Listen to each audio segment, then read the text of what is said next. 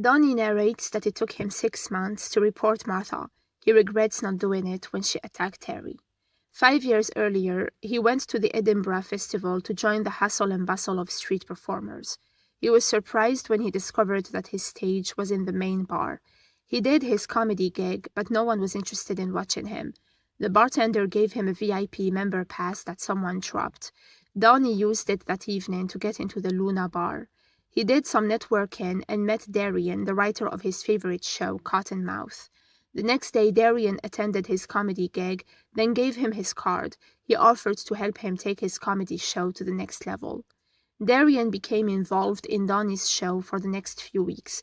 He gave him pieces of advice and his shows just flourished.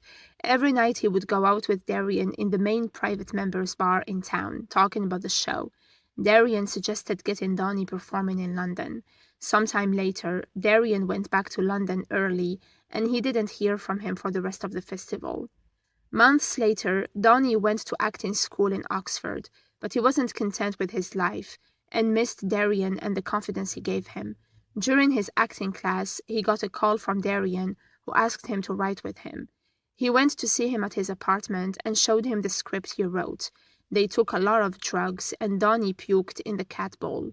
Darren started touching him, and Donnie urged him to stop.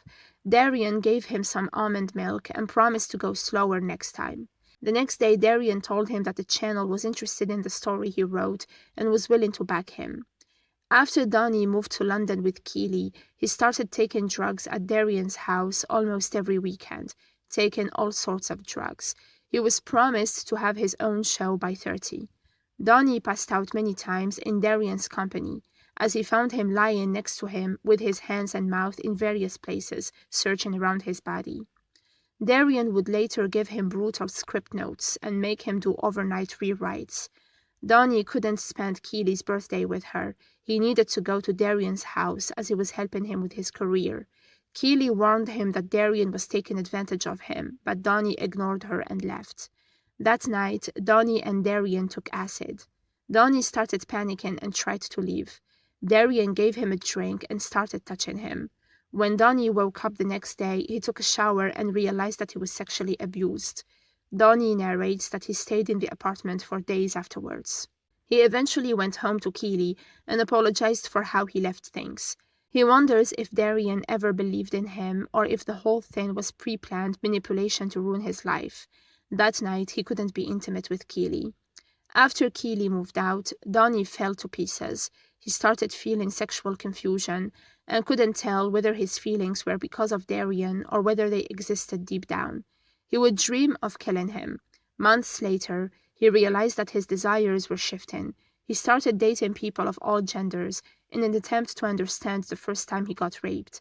He wasn't interested in love and had no capacity for it anymore until he met Terry. She was everything he wanted and needed, but whenever she touched him, he felt angry and ashamed that he was falling in love with her. Donnie admits that he might not feel this way if Darian hadn't done what he did.